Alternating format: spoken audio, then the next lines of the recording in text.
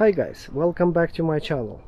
If you are the lucky owner of a Mercedes-Benz W163 body, you know that this vehicle is pretty comfortable and I would say extremely reliable.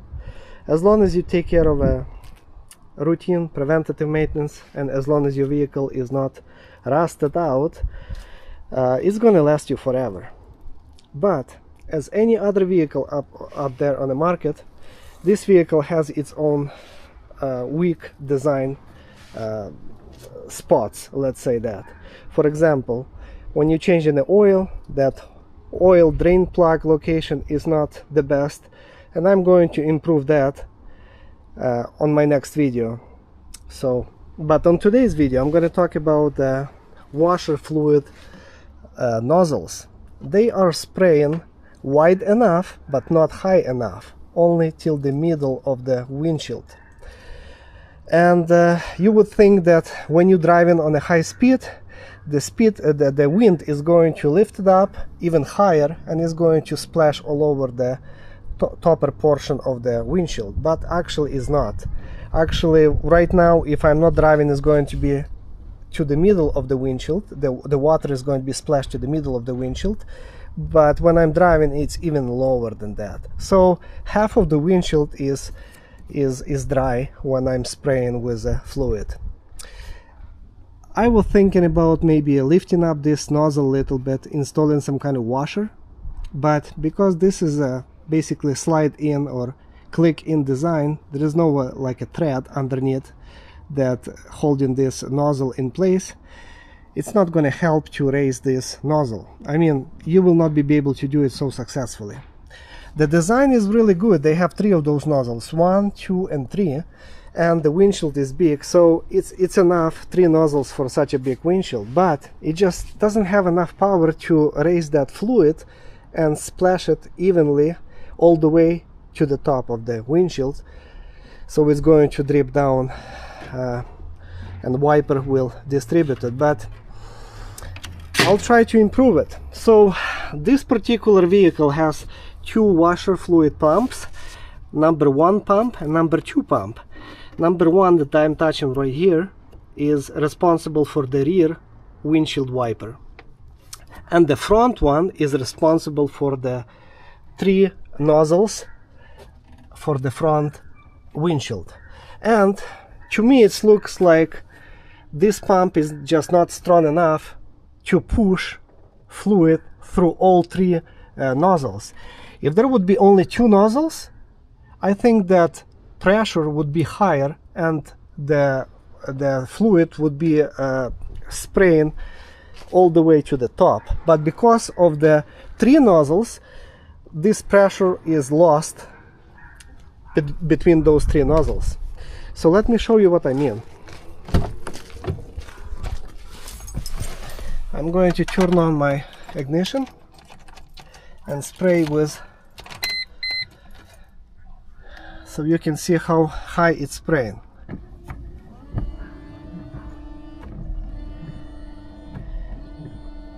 As you can see, all 3 of them spraying, but only maximum to the middle of the windshield, which is I don't like, and nothing can be adjusted.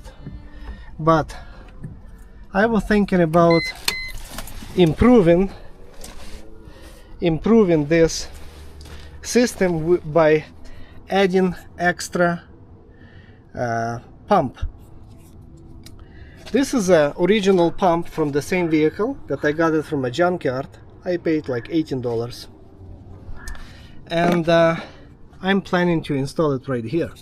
So this is my hose that coming from this front pump and going to all 3 nozzles right there. So as you can see, I split it already because I was thinking maybe my hose is clogged and that's why it's not spraying, you know, that strong. So I split it now. I can use this section for installing this inline pump,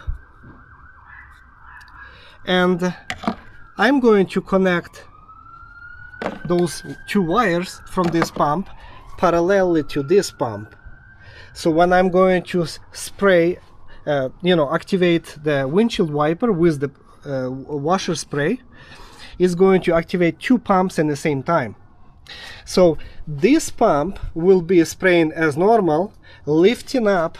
It will be working as a pickup pump, lifting up this fluid all the way to this point, and from here this pump should be helping to give more pressure for those three nozzles. So let's see if my idea is going to work. I'm going to activate one more time so that you can see how high it is spraying. And again, nothing can be adjusted. Those three nozzles are not adjustable. They are fixed.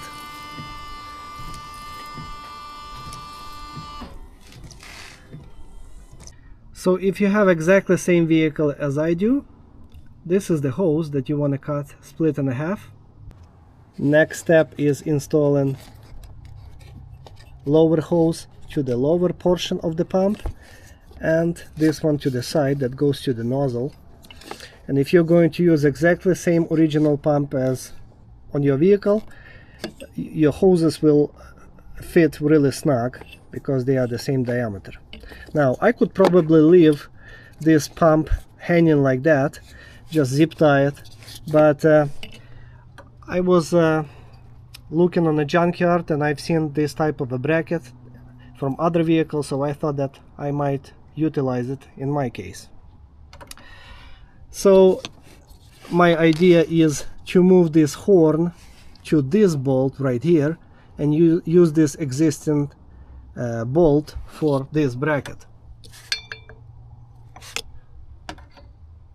Both of those bolts are serving as a ground, so it doesn't matter which one I'm going to use for this horn. And in my case, I'm just swapping a little bit to the side and securing everything so it will be farther away from this bolt, so I can have some room, and so it will not touch this brake fluid tank.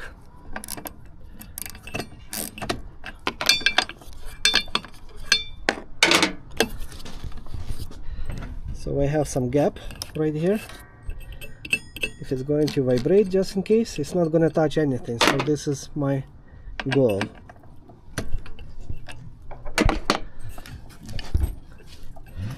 This is all plastic, so this red wire is not going to touch any ground. So everything is fine so far. I like the position. Let's go install this pump with that bracket.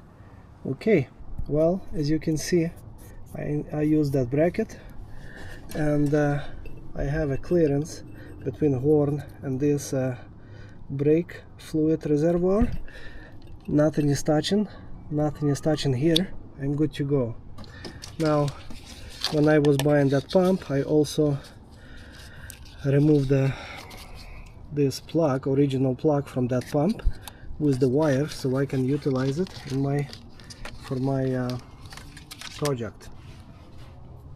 Now I have two wires coming from that pump, and I'm going to parallelly connect it to that front pump. So for this I will need to lift up that plug and splice the insulation of those two wires. So black will be brown and the blue will be positive red. Okay, so I remove some of the insulation from those two wires, and I'm going to secure it by soldering those two wires parallelly for good contact. Now I have a soldering iron and all of the materials to solder and to make a good solid contact, but if you don't have a soldering iron, I guess you could hardwire it and isolate nicely with electrical tape. Now I solder them, wiggle both of them, they are very secure, I have a good strong contact. Now I'm going to use electrical tape over one wire so it will not touch other wire, and then tape over both of them, but they cannot touch each other. Now I just wanted to mention that make sure that you have the same polarity on both pumps. Like in my case, I see that blue wire is positive and brown is negative, and on my secondary pump I have red is positive and black is negative. Okay, well, now I'm ready to plug in my primary pump. My wire is not hanging excessively. There is even a clip on my vehicle so I can clip it on. Everything is good, nothing is pinched, kinked, bent, so good flow should be. And let's try. The moment of truth, if my windshield going to be wet all the way up. Well, I can see right away that it is.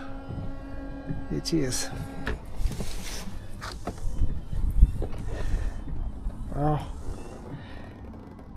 The water is splashing all the way to the top of the windshield, even a little bit on the roof, which is good.